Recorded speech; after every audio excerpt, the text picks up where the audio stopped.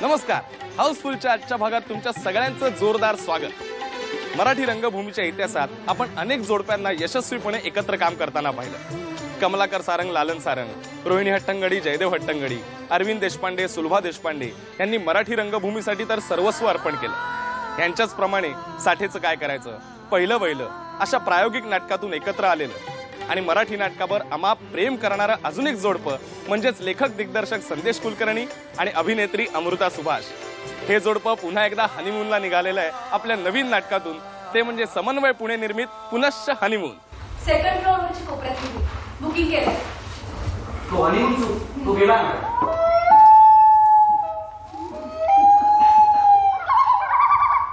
असं कसं जाईल? मी खास फोन करून बुकिंग केलं नाही. बघा आम्हाला 30 रूम पाहिजे. नाही तो गेला. आपलं नशीबच वाईट आहे. म्हणजे आपली ना ठरवलेली कुठलीच गोष्ट बरोबर होतच नाही. सगळं चुकत जातं. सगळं बरोबर आहे, काही चुकले नाही. आता तू उगाच माझ्या ओरडू नकोस. सॉरी. 2 1 and action. नमस्कार, मी सुकन्या देशपांडे होम टीव्हीच्या बातम्यांमध्ये तुमचं स्वागत करते. नमस्कार. आजच्या हेडलाईन्स. Visual insert. लेखक असलेला नवरा आणि न्यूज अँकर असलेली बायको लग्नानंतर 10 वर्षांनी हनीमूनसाठी एका हॉटेलात राहायला येतात. यानंतर या जोडप्यांच्या आयुष्यात घडणाऱ्या प्रसंगांची साखळी म्हणजेच हे नाटक पुनश्च हनीमून. या नाटकाचं लेखन दिग्दर्शन केलंय संदेश कुलकर्णी यांनी. तर संदेश अमृता ही जोडी या नाटकातही पुन्हा एकदा नवरा बायकोच्याच भूमिकेत दिसणार आहे. किती वेळा सांगितलं तू कधी माझ्याबरोबर नसतोस या पिरियडमध्ये? कसला पिरियड? तू किती वेळा सांगितलं की यावेळेला आम्ही बायका जरा हळव्या होतो. म्हणजे आमचे हार्मोन्स चेंज होत असतात आणि ना आमचे मूड्स खूप व्हेरी होत असतात. सॉरी. पण तू कधी हे लक्षात ठेवायचं नसते. लक्षात आलंय माझ्या. काय? आता आलंय, लक्षात आलंय माझ्या. काय? आता तुझी पाळी वीज देते, टाळी फुलव पिसारा नाच. काय पण सुकलेली दिसते ना आपली सुकन्या. दुसऱ्याच्या बायकोवर प्रेम करणं सोपं असतं.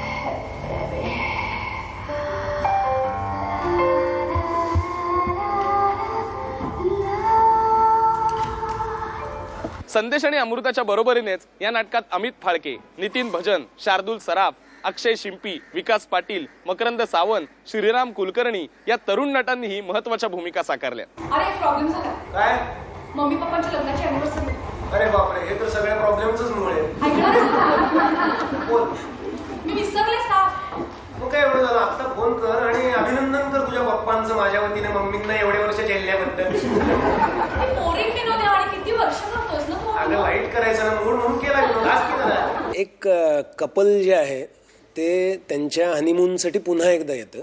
ते आधी ज्या ठिकाणी गेले होते माथेरानला त्याच ठिकाणी, आणि नंतर काळामध्ये जे घडून गेलेलं आहे तो भूतकाळ त्यांना येऊन तिथे गाठतो आणि काही भविष्याची स्वप्नसुद्धा. कारण आपण नेहमी ते म्हणून सुरुवात त्या नाटकाची ते दोघं बॅगेज घेऊन उभे आहेत मागे भूतकाळाचं, आणि ते बॅगेज घेऊन ते इथे येतात. आता त्याचं काय करायचं हे कुठल्या तरी एका टप्प्यावर आपल्याला निस्तरावं लागतं. त्याची जी गोष्ट आहे आणि त्यात त्यांचं सगळं धावपळीचं जीवन येतं, कारण सगळं फ्लॅशबॅकसारखं मागचं पुढे आणि एकाच वेळी घडायला लागतं. त्यामुळे काळ मोडून पडतो. आणि मला बरेचदा असं वाटतं की आपण जगत असताना आपण बरेच काळ एका वेळी जगत असतो. म्हणजे मनामध्ये आपण जे भूतकाळ, नॉस्टॅल्जिया, स्वप्नरंजन हे जे सलग चालू असतं एकाच प्रतलावर, ते इथे काढण्याचा प्रयत्न केलाय. सगळं काही ठरल्याप्रमाणे घडतंय. मागच्या वेळेला रिसेप्शनला कुणीही नव्हतं, हो ना? ऑफ सीझन होता तेव्हाही, पावसाळ्यात पुढे ते मरायला. सुहास, मी असेच दारात तुझे फोटो काढले होते, आठवतं तुला? मागच्या वेळेला. एक मिनिट थांब, परत एकदा. सारखी भांडायची माझ्या बाबांशी. दुसरं लग्न करून गेली काढली. त्याच्या बाबांना सोडून एका दुसऱ्या माणसाबरोबर पळून गेली.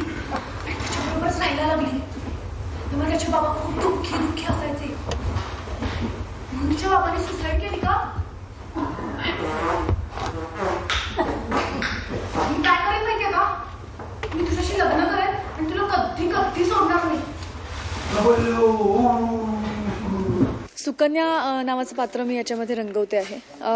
तिला ना अनेक रंग आहेत तिला. म्हणजे मला असं वाटतं कुठल्याही अभिनेत्रीला, मला फुलराणीच्या वेळेला असं वाटलं होतं की अरे किती शेड्स आहेत या कॅरेक्टरला. तसंच पुन्हा एकदा या भूमिकेविषयी वाटतंय की अनेक रंग आहेत. कुठल्याही एका रंगात तिला आपण तिचं वर्णन आपण करू शकणार नाही. म्हणजे अवखळ आहे, मॅच्युअर्ड आहे, मदमस्त आहे, गोड आहे, अशी सगळी मिळून आपली माझी सुकन्या बनलेली आहे. ती दोघं हनीमूनसाठी माथेरानला येऊन पोहोचले.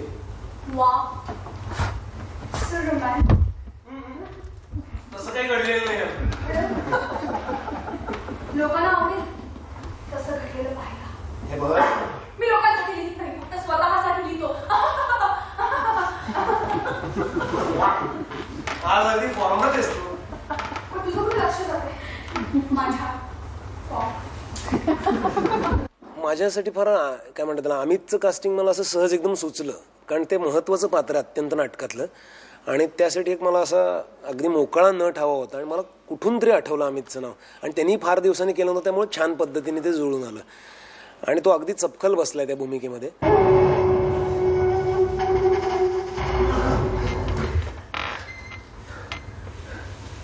झोप येत नाहीये काय म्हणता सर?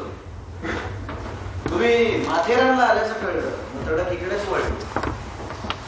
हे माथेरान डोक्यात माझ्या उठलं आहे रान, असणार हेच माथेरान. सुकन्या झोपली वाटत.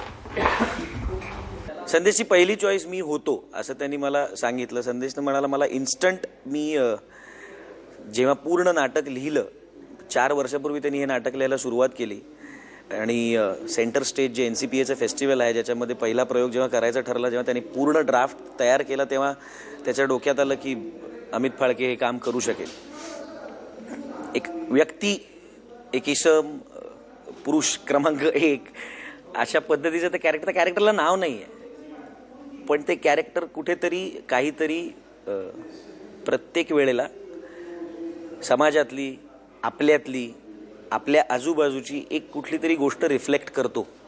अशा पद्धतीने जाणारा त्याचा ओव्हरऑल ग्राफ आहे. कॅरेक्टर विलनच आहे का? तर हो, कॅरेक्टर विलनच आहे. काय सांगायला काय कसं कधी कुठे नकोस विचारू, फक्त कर जीवाचा कान आणि हे ऐकू. तू जिच्यावर टाकली होतीस कोर्टात करप्शनची केस, ती माझी इतिहास झाली परवा. तर पूर्ण करू सर, तुला सस्पेन्शन, तिला पेन्शन. खासा न्याय पण उभा. जेव्हा हे स्टेजवर आलं, म्हणजे जेव्हा त्यांनी रिहर्सल सुरू केल्या, तेव्हा असं जाणवत होतं की हे एका अल्टिमेट चांगल्या लेवलला नाटकाचा परफॉर्मन्स होईल, म्हणजे रिहर्सल करत असताना. जगातली सगळ्यात आवडती अभिनेत्री आहे अमृता, त्यामुळे तिचं नाटक पाहणं ही माझ्यासाठी खूप उत्सुकतेची बाब होती. आणि पहिला अंक पाहिल्यानंतर असं वाटतं की आता पळते, तुमच्याशी नंतर बोलते आणि अंक पूर्ण बघते. फार छान वाटतंय नाटक. सुहास देशपांडे तुम्हीच ना लेखक? एकच कादंबरी लिहिली आहे. एक लिहिलं तरी आळ येतोच. पार्सल ताब्यात घ्या ना, काम येतोच आहे. मॅडम तुम्हाला कारसाठी पेस्ट कंट्रोल पाहिजे का? ती पण एक सर्व्हिस आहे आमच्याकडे. हो, ती सर्व्हिस घेतली तर तुम्ही कार फ्री देता का? नको देऊ धमकी, मी सांगितलंय त्याला. जा का जा, वेळ नाही. सगळ्यांचीच मागणी. एक दिवस एक कलाकार या कार्यक्रमाअंतर्गत आज आपण भेटणार आहोत सुप्रसिद्ध कादंबरीकार श्री सुहास देशपांडे यांना. सकस अभिनय, प्रभावी दिग्दर्शन आणि आशयपूर्ण संहिता यांचं समन्वय असलेलं समन्वय संस्थेचं हे नवीन नाटक पुनश्च हनीमून तुम्ही नक्की पाहायला विसरू नका. नाट्यसंगीतावर मराठी रसिकांची मनोभावे श्रद्धा आहे. म्हणूनच बदलत्या काळानुसार बदलूनही नाट्यसंगीतातला अभिजातपणा अजूनही टिकून आहे. नाट्यसंगीत आणि बदलता काळ यांचा मेळ साधत एक वेगळ्या धाटणीचं संगीत नाटक नुकतंच रंगमंचावर आलंय. ते म्हणजे नवलाई प्रस्तुत संगीत रंगसम्राट. रसिक हो, आपल्याला ठाऊकच आहे की सध्या नृत्य, गाणी, विनोदवीर अशा शोजची चलती आहे. ह्या पार्श्वभूमीवर आर्ट चॅनलने खास वेगळ्या विषयाशी संबंधित शोची निर्मिती करण्याचा निर्णय घेतला. तो विषय म्हणजे नाट्यसंगीत. नेत्रा, काय चाललंय तुझं? तो स्पॉट तिकडे तुला शोधतोय, रुपाली तुझ्या नावाचा घोष करते आणि तू इथे. Sorry sir. आणि प्रभू, तुम्ही तरी दिला नाही. काय झालं की मी माझ्या पदांची तालीम करण्यात इतकी गुरफटली होती की आता जा, चल. No explanation. नाट्यसंगीतावर आधारित एका रिअलिटी शो मध्ये सहभागी होणाऱ्या स्पर्धक आणि परीक्षकांवर हे नाटक बेतलेलं आहे. जातीवंत नाट्यसंगीताच्या शोधात निघालेल्या स्पर्धकांमध्ये कशी चुरस रंगत जाते हे या नाटकात दाखवण्यात आलेलं आहे. या नाटकाचं लेखन आणि दिग्दर्शन केलंय सुहास कामत यांनी. आणि आपल्या समोर सादर करते आरजी गडकरी यांच्या एकच केला या नाटकातले फरक. मधुगंडा, काय म्हणालीस तू? आरजी गडकरी. अगं राम गणेश गडकरी. हो, तेच म्हणायचं होतं मला. माझ्या बोलण्याच्या प्रॉब्लेम बद्दल मी मागच्या काही एपिसोड्स मध्ये शेअर सुद्धा केलाय. या नाटकात रसिकांना जुनी सुप्रसिद्ध नाट्यपदे तर ऐकायला मिळणारच आहेत, पण त्याचबरोबरीने त्याच तोडीची नवीन नाट्यपदेही ऐकायला मिळणार आहेत. या नवीन रचलेल्या नाट्यपदांना संगीत दिलंय अमोल बावडेकर यांनी.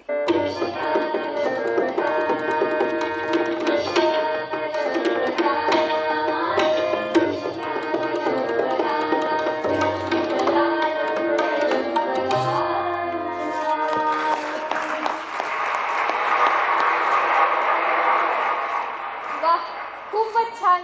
तुझ्या इतक्या अप्रतिम सादरीकरणानंतर रसिक नक्कीच तृप्त झाले असणार. रियालिटी शो या फॉर्ममुळे तरुण किंवा आणखी काही मंडळी या नाटकाकडे येऊ शकतील असा एक विश्वास होता. दुसरी गोष्ट की नाट्यसंगीत ज्यांना आवडतं ती सुद्धा मंडळी येतील असा सुद्धा एक विश्वास होता. पण खरं म्हणजे लेखक म्हणून माझी थोडी कसरतच होती की या फॉर्ममध्ये ते नाटक मांडणं किंवा रियालिटी शो मांडणं हे कारण नव्हतं, तर त्याच्यामध्ये पुन्हा एक स्वतंत्र नाटक झालं पाहिजे, एक स्वतंत्र गोष्ट बघितल्याचं सुद्धा लोकांना समाधान मिळालं पाहिजे याचं सुद्धा मला भान बाळगावं लागत होतं. आणि पुन्हा ह्याच्यामध्ये आपण रियालिटी शो असल्यामुळे खूप ऑथेंटिक माहिती लोकांपर्यंत रसिकांपर्यंत कशी पोहोचेल हा सुद्धा एक भाग खूप महत्त्वाचा होता.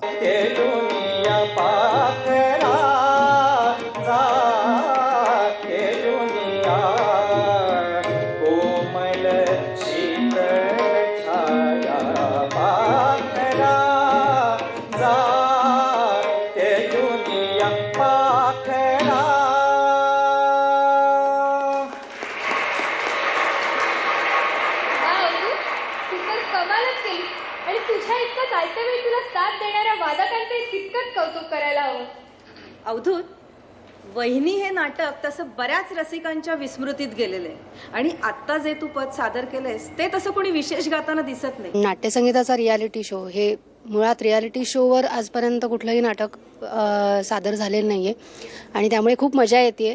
काही खूप बारीक गोष्टी कळत आहेत, प्रेझेंटेशन कसं असावं किंवा काय रियालिटी शोमध्ये असतं प्रेझेंटेशन ते मुळात आम्हाला कळलं. आमची स्वतःची डेव्हलपमेंट ही या पद्धतीने होती आहे आणि एक नवीन नाटक आम्हाला करायला मिळतं आहे याचा खूप आनंद होतो.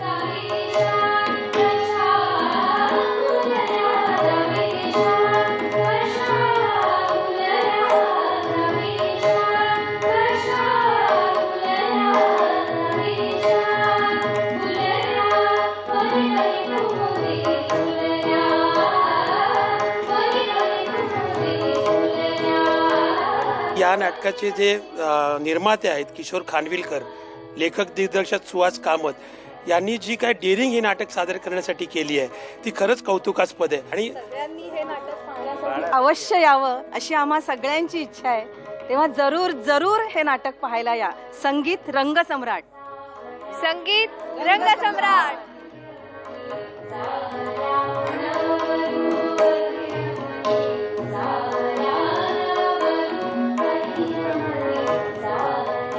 सध्या सगळीकडे संगीतावर आधारित रियालिटी शोचं पेव फुटलेलं दिसतंय आणि अशा वातावरणात म्युझिकल रियालिटी शोच्या फॉर्म मधून सादर होणारे संगीत नाटक एक नक्कीच वेगळा कल्पक प्रयत्न आहे यात अजिबात शंका नाही. तर इथेच घेऊया एक हाऊसफुल ब्रेक. राजकारणी आणि मराठी चित्रपट निर्मिती यांचं नातं तसं जुनंच आणि याच पार्श्वभूमीवर मनसे नेते बाळा नांदगावकर यांच्या पत्नी लीना नांदगावकर या सुद्धा निर्मितीच्या क्षेत्रात पदार्पण करतायत. स्मिता तळवलकर, भारती आचरेकर, सुमित्रा भावे, लता नार्वेकर यांच्यासारख्या सक्षम स्त्री निर्मात्यांनंतर लीना नांदगावकर सुद्धा एक नवीन चित्रपट आपल्यासाठी घेऊन आल्या. चला तर जाऊया या चित्रपटाच्या मुहूर्ताला.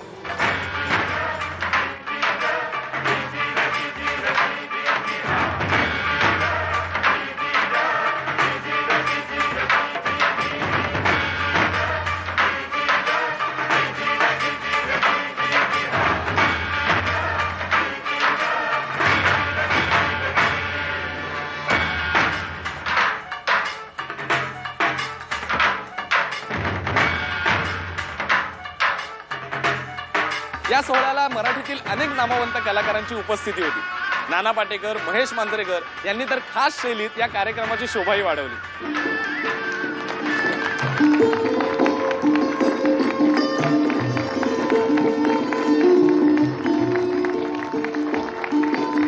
अतुलला माहिती होतं की नाना आणि राज बोलल्यानंतर माझं कोणी ऐकणार नाही,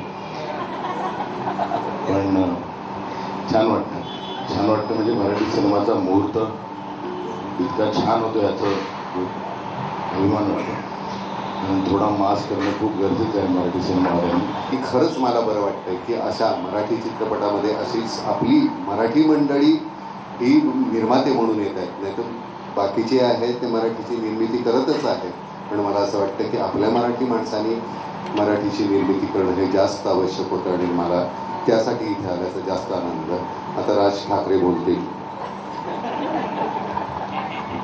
एका चांगल्या टप्प्याटप्प्याने मराठी चित्रपटसृष्टी पुढे जाते आणि सगळ्या मागच्या गोष्टी गाठ टाकून पुढे जाणं म्हणतो आपण, तशा प्रकारे पुढे चाललेली आहे.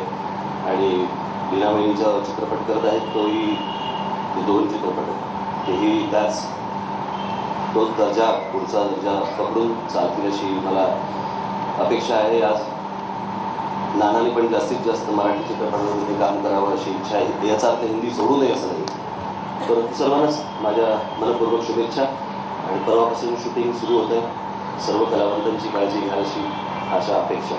धन्यवाद. कधी आता कसं होतं की मराठी सिनेमाकडे बरेच चालतात म्हटल्यावर बरेचसे नॉन मराठी पण येत आहेत आणि स्वागत आहे त्यांचं. बरं, मी त्यांनाही कळतं, पण मराठीचा निर्माता ज्यावेळेला एक येतो त्यावेळेला आनंद डबल आहे. आणि डेफिनेटली आणि त्यांनाही माहिती आहे की त्यांना एक स्टेटस मेंटेन करायला लागेल, एक क्वालिटी मेंटेन करायला लागेल आणि मला वाटतं ती होईल. आणि त्यामुळे it's a welcome sign. Marathi cinema एक निर्माता होतो आहे याचा आनंद. आणि सरते शेवटी नाही रे, तुम्ही मराठी मी मराठी आहे या म्हटल्यानंतर त्याच्याबद्दल बोंबाबोंब होणं याची मला खरंच कमाल वाटते. आता मी मराठी आहे तर मराठी आहे बाबा, मला स्वप्न मराठीत पडतात. हां, म्हणजे मला ती स्वप्न हिंदीमध्ये दाखवताना मला ती ट्रान्सलेट करावी लागतात. पण मला आज सुद्धा मी मराठी आहे, मी हिंदीमध्ये थोडासा रुळलो, तिथे जास्त पैसे मिळाले तिथे लोकांनी, पण मला मराठी सिनेमे करायला केव्हाही आवडेल. चित्रपट आमचे खूप छान आहे, सुंदर आहे, कलात्मक आहे, थोडंसं रोमॅन्टिक आहे आणि पूर्णतः रोमॅन्टिक आणि कलरफुल आहे चित्रपट. त्यामुळे असं वाटेल बघताना की आपण हिंदी चित्रपट बघतोय, हे डेफिनेटली आम्ही सांगू शकतो या क्षणी. पहिल्या चित्रपटाचे डिरेक्टर हे बिकानवेरचे निर्माते आहेत आणि तेच डिरेक्टर आहेत संजू हिंगे म्हणून. आणि दुसऱ्या पिक्चरचे डिरेक्टर आहेत विनोद वैद्य. मला आजच नानाने सांगितलं आहे की स्टोरी चांगली असेल तर मी नक्की तुझ्या चित्रपटात काम करणार. आणि माझ्याकडे 3रा चित्रपटही तयार आहे आणि नानांसाठी त्याच्यामध्ये खूप छान असा रोल आहे. आणि मला आमची अशी इच्छा की नानांनी आमचा चित्रपट करावा. उत्तम संहिता, उत्तम दिग्दर्शक, उत्तम कलाकार याबरोबरीनेच उत्तम नवीन निर्मातेही मराठी नाट्य चित्रपट सृष्टीला मिळू लागले आणि त्यामुळेच गुणी मराठी कलाकार कमालीचा व्यस्त होत चाललाय. पण हे सगळे कशासाठी व्यस्त आहेत तर तुमच्या व्यस्त जीवनातून तुमची घटकाभर करमणूक करण्यासाठी. त्यामुळे या मराठी कलाकारांच्या प्रयत्नांना तुमच्याकडून भरघोस प्रतिसाद मिळेल अशी आशा करूया आणि आता इथेच निरोप घेऊया. आता आपण भेटूया हाऊसफुलच्या पुढच्या भागात. तोपर्यंत बाय बाय.